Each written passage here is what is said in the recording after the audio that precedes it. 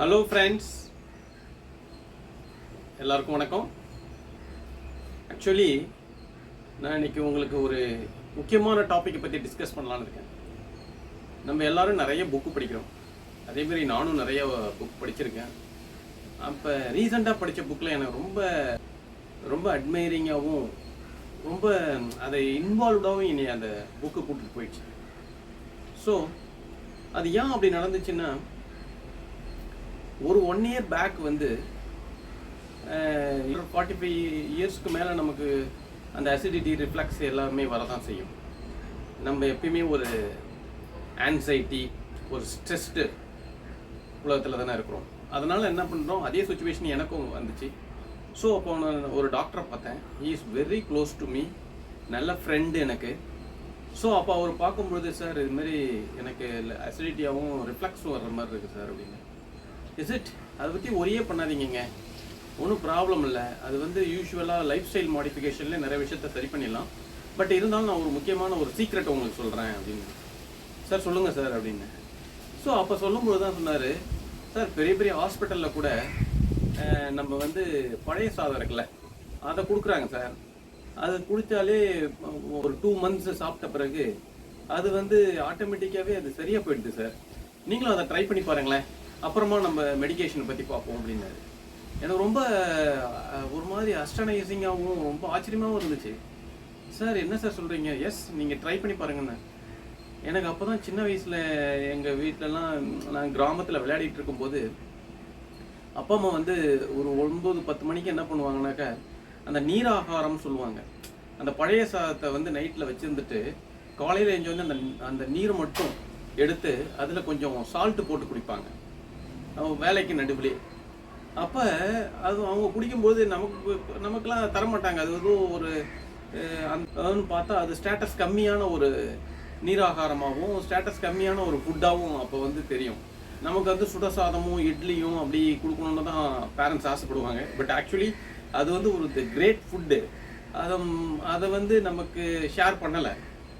Over the பீரியடில் இப்போ தான் தெரியுது. ஆனால் பழைய சாதம்லாம் சாப்பிட்ருக்கேன். ஆனால் இருந்தாலும் இப்போ வந்து டாக்டர் அதை சொல்லும்பொழுது எனக்கு ஒரு ஆச்சரியமாக இருந்துச்சு. எஸ் சார், நான் இன்னிலேருந்து ப்ராக்டிஸ் பண்ணுறேன் சார்னு சொல்லிட்டு 1 year பேக் அதை சொல்லிட்டு வந்தேன்.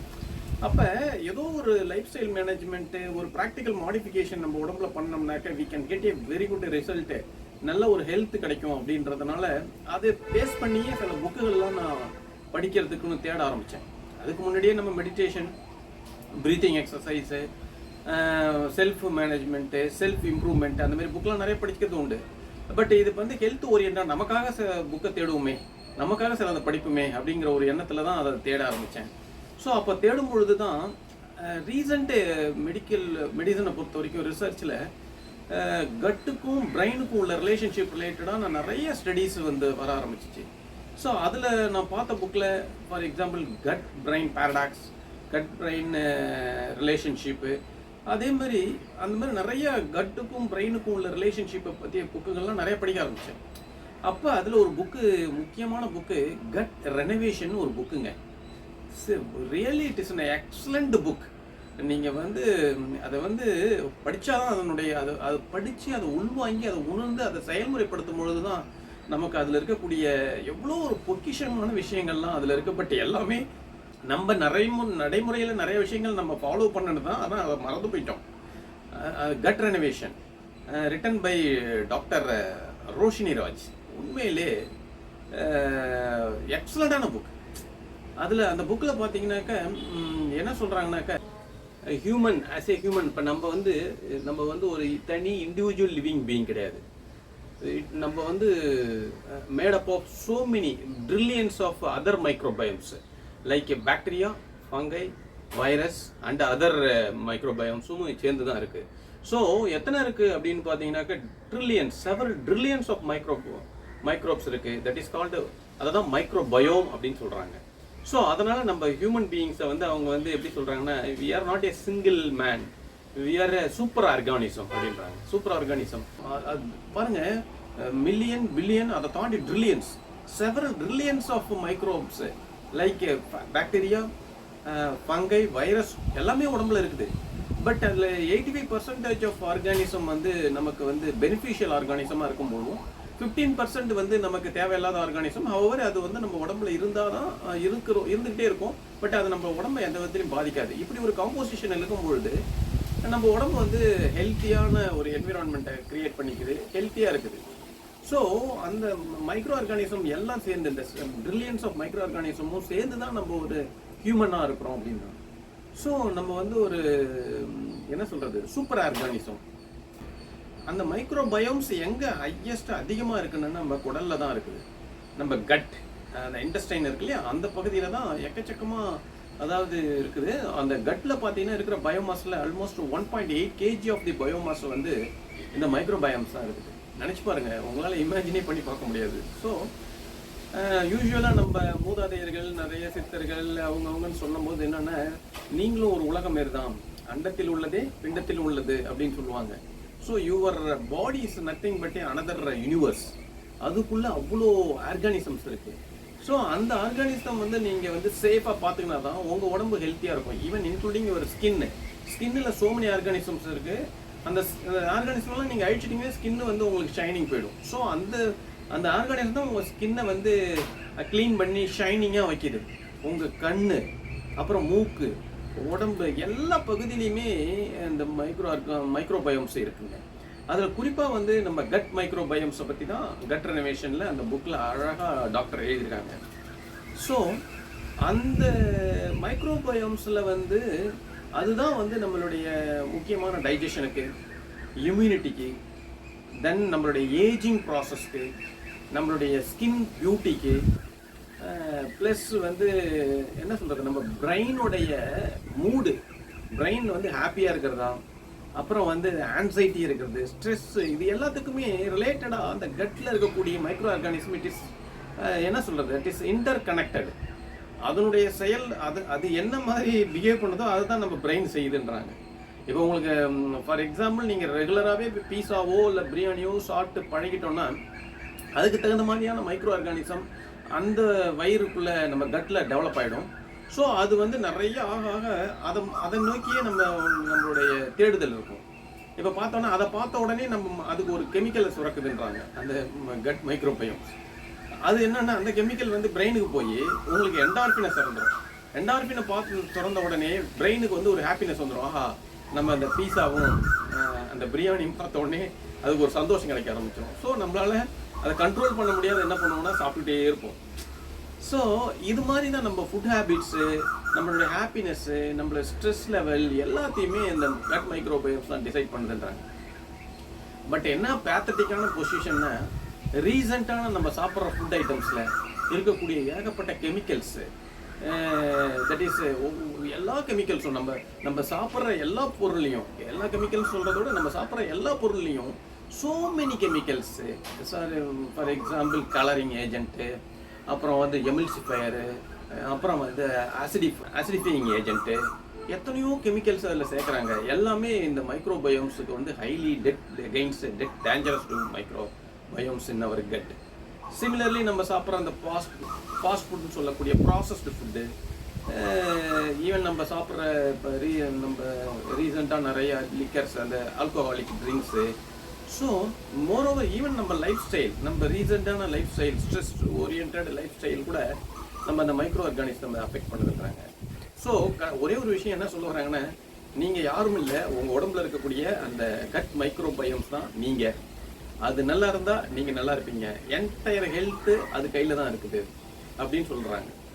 ஸோ நம்ம வயிற்றுக்குள்ளே அவ்வளோ ஒரு ஃபெர்டைல் லேண்ட் மாரி அது, அத்தனை ஆர்கானிசம்ஸ் இருக்குது. ஸோ அதை நம்ம பத்திரமா பார்த்துக்கணும். இல்லைன்னா நமக்கு என்ன உதவி செய்யக்கூடிய அந்த மைக்ரோபயோம்ஸை கொண்டுட்டோம்னு வச்சுங்க, வெவ்வேறு காரணிகள் அல்ல, அவ்வளோதான் இம்பேலன்சஸ் வந்துடும். தட் இம்பேலன்சஸ்க்கு பேர் தான் டிஸ்பயோசிஸ்ன்றாங்க. அந்த டிஸ்பயோசிஸ் வந்துருச்சுனாக்க எல்லா நோய்க்கும் முக்கிய காரணமாக அங்கே ஆரம்பிக்கும். ஸ்ட்ரெஸ்லேருந்து ஆரம்பித்து, ஆன்சைட்டிலேருந்து ஆரம்பித்து, இன்ஃப்ளமேஷன்லேருந்து ஆரம்பித்து எல்லா நோய், sugar, BP, cholesterol, everything will come. ஓகேவா? ஸோ இதை நம்ம எப்படி மேனேஜ் பண்ண போகிறோங்கிறத அடுத்தது பார்க்கலாமா? இருங்க. டாக்டர் வந்து இதில் என்ன சொல்கிறாங்கனாக்க, கட்டு வந்து நம்மளுடைய ஃபவுண்டேஷன் மாரியும், தட் இஸ் இன்டெஸ்டைன் வந்து நம்ம ஃபவுண்டேஷன் மாரியும், அதில் இருக்கிற மைக்ரோபயம்ஸ் நம்மளுடைய ஒர்க்கர் மாதிரியும், ப்ளஸ் வந்து ஃபுட் இருக்கு இல்லையா, அது வந்து பில்டிங் பிளாக்ஸ் மாதிரி. ஸோ இதெல்லாம் மூணும் சேர்ந்து தான் நமக்கு வந்து ஒரு நல்ல ஹெல்த்தியான ஒரு என்விரான்மெண்ட்டை கொடுக்குதுன்றாங்க. பட் எனிவே இவ்வளோ நாள் நம்ம கண்டதெல்லாம் சாப்பிட்டு, கண்ட நேரத்தில் சாப்பிட்டு, தேவையில்லாததெல்லாம் சாப்பிட்டு இத்தனாடி நம்ம உடம்பை போதுமான அளவுக்கு வீணாக்கி வச்சுருப்போம். எனக்கு தெரியும், ரொம்ப ரேர் நல்லா பக்காவாக வச்சுருக்கிறவங்க. ஸோ இப்போ அந்த மாதிரி சுச்சுவேஷனில் நம்ம என்ன பண்ணுறது அப்படின்ற மாதிரி சொல்லியிருக்காங்க. முதல்ல வந்து ஃபஸ்ட்டு ஸ்டெப் என்ன பண்ணணும் அப்படின்றாங்கனாக்க, முதல்ல எதெல்லாம் ஹார்ம்ஃபுல் க்ரியேட் பண்ணுமோ, மைக்ரோபயோம்ஸை வந்து காலி பண்ணுமோ அதெல்லாம் நிப்பாட்டிடணும் அப்படின்றாங்க. That is eliminate the harmful toxins, அது ஹார்ம்ஃபுல் அதாவது ஒரு ஹார்ம்ஃபுல்லான things which will kill the மைக்ரோபயோம்ஸை வந்து முதல்ல எலிமினேட் பண்ணுங்கன்றாங்க. அப்போ என்ன பண்ணலாம், இந்த ப்ராசஸ்டு ஃபுட்டு, அப்புறம் வந்து ஃபுட் அடிட்டிவ்ஸ் நிறையா உள்ள ஃபுட்டு, ப்ளஸ் நம்ம பேக்கேஜ்டு ஃபுட்டு வாங்குறது எல்லாத்துலேயுமே ஃபுட் அடிட்டிவ்ஸ் இருக்கும். அதெல்லாம் நம்ம வந்து we have to try to stop. அதாவது அதெல்லாம் நம்ம உடம்பு எலிமினேட் பண்ணணும்.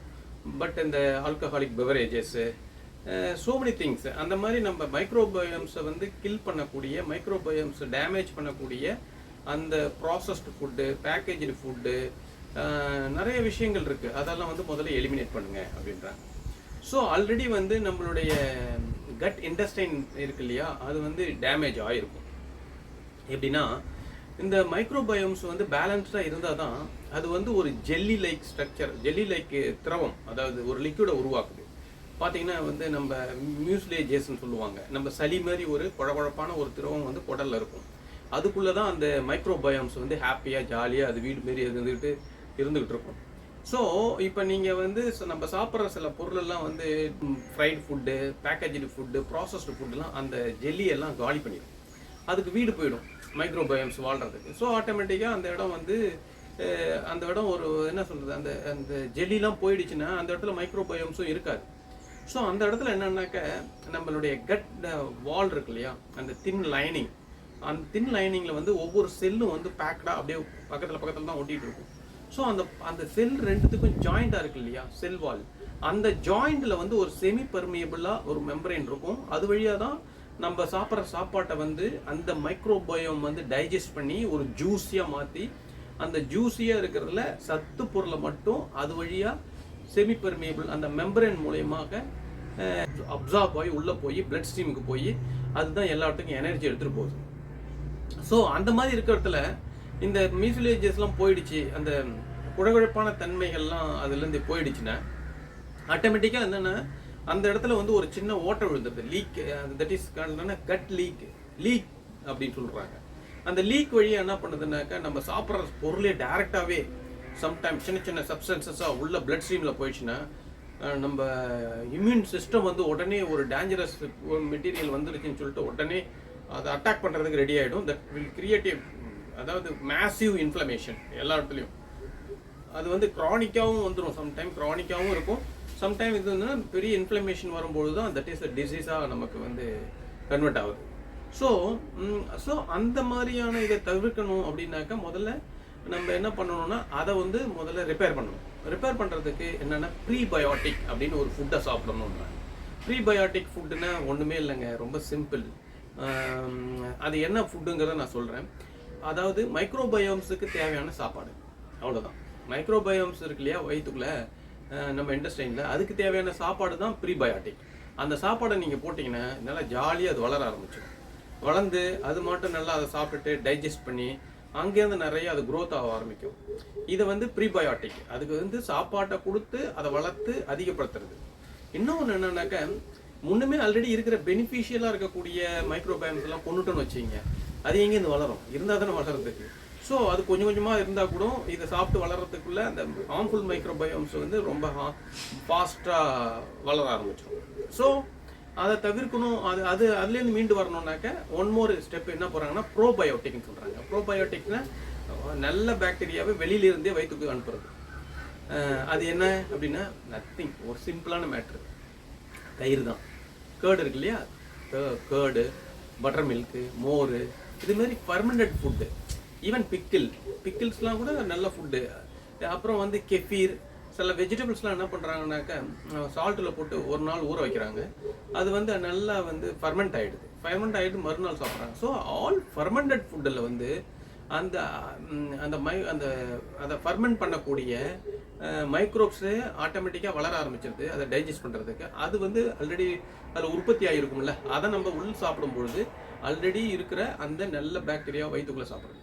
இல்லது எனக்கு அந்த பொருளை சாப்பிட்டும் வந்து கேட்கலன்னா நம்ம ஈவன் சப்ளிமெண்ட்டி கூட நிறையா விற்கிது. சப்ளிமெண்ட் மீன்ஸ் ப்ரோபயோட்டிக் சப்ளிமெண்ட், அதை கூட சாப்பிடலாம் அப்படின்ற மாதிரி சொல்கிறாங்க. ஸோ ஆனால் நமக்கு வெறும் சிம்பிளுங்க, பழைய சாதங்க, அவ்வளோதாங்க. பழைய சாப்பாடை மறக்காமல் சாப்பிடுங்க. நல்லா மோர் ஊற்றி நல்லா சாப்பிடுங்க. அது கூட வந்து வெங்காயம் கடிச்சிங்க, வெங்காயம் கடிச்சு சாப்பிட்டீங்கன்னு வச்சிங்க, வெங்காயம் சேர்த்து சாப்பிட்டீங்கன்னா வெங்காயம் ப்ரீபயோட்டிக், அதுக்கு ப்ரோபயோட்டிக்கும் சாப்பிட்டீங்க, அதுக்கு சாப்பாடு வெங்காயமும் கொடுக்குறீங்க. ஈவன் கார்லிக் ஆல்சோ ப்ரீபயோட்டிக்னு சொல்கிறாங்க. ஸோ அது மாதிரி வெங்காயம் கடிச்சிட்டு பழைய சாப்பிட்றது மோர் போட்டு சாப்பிட்டீங்கன்னு வச்சிங்க, அப்படியே ஆட்டோமேட்டிக்காக கட் லைனிங்லாம் ஸ்ட்ரென்த் ஆகிடும். ரைட்டா? அப்போ அதை ஸ்ட்ரெங்தன் பண்ணிட்டோம்.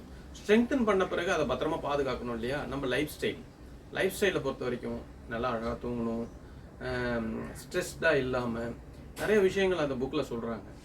நீங்கள் ஸ்ட்ரெஸ் ஆனாலும் வந்து கட் லைனிங் பாதிக்கும், அந்த மைக்ரோபயோம்ஸ் பாதிச்சிரும் அப்படின்னு சொல்கிறாங்க. ஸோ அதனால் இந்த விஷயத்தை நீங்கள் மறக்கக்கூடாது. நம்ம வந்து லைஃப் ஸ்டைல் மேனேஜ்மெண்ட்டில் நல்ல ஹேபிட்ஸ் இருக்கணும், நல்ல கேரக்டர்ஸ், நல்ல ஹேபிட்ஸ் மீன்ஸு நல்ல தூக்கம் இருக்கணும், நல்ல சாப்பாடு சாப்பிடணும், தேவையில்லாத ஃபுட்டெல்லாம் சாப்பிடக்கூடாது. ஈவன் மெடிடேஷன் கூட அவங்க சொல்கிறாங்க, ப்ரீத்திங் எக்ஸசைஸ் பண்ண சொல்கிறாங்க. இப்படிலாம் பண்ணும்பொழுது நம்ம ஆல்ரெடி டேமேஜ் ஆன கட் லைனை வந்து திருப்பியும் ரெனோவேட் பண்ணலாம் அப்படின்னு சொல்கிறாங்க. ஆக்சுவலி ஒரு ஒரு சூப்பரான ஒரு விஷயம் சொல்கிற பாருங்க. சின்ன குழந்தை கருவில் குழந்தை இருக்குது இல்லையா, அந்த குழந்தை வயிற்றுல ஒரு சின்ன மைக்ரோபயோம்ஸ் கூட கிடையாதுங்க.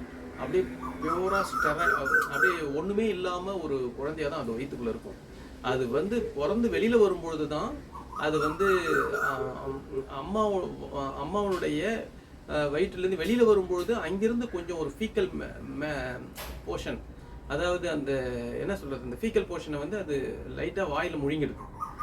அதன் மூலயமா தான் அது வந்து இனாக்குலேட் ஆகி அது மூலயமா தான் அந்த குழந்தைக்கு வந்து செரிமான சக்தியை உருவாகுதுன்றாங்க. எவ்வளோ ஒரு பெரிய விஷயம் பாருங்கள். சொல்கிறதுக்கு ஒரு வித்தியாசமாக இருந்தால் கூட உண்மையிலே இதுதான்ன்றாங்க. அப்போ ஒரு கேள்வி கேட்கலாம்.